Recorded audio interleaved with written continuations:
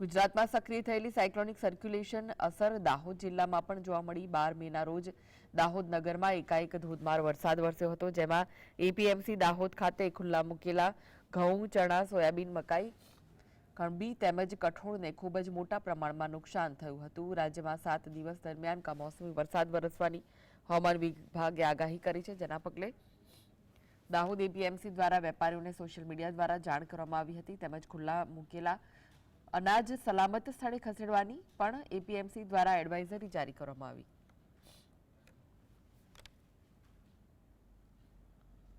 જે મગ અત્યારે કરેલા એના ઉપર જે ફૂલ આવે ને એ ફૂલ નીચે પડી ગયા એટલે લાગવાનું ઓછું પડી ગયું એટલે ઘણું નુકસાન ગયું।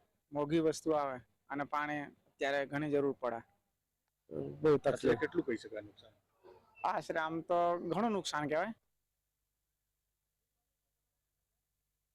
આપણે ખેતીમાં જે મગ ઓર્યા હતા, વાવેતર કર્યું હતું, એને બધે છે ને ફળો હતા એ ખરી પડ્યા છે।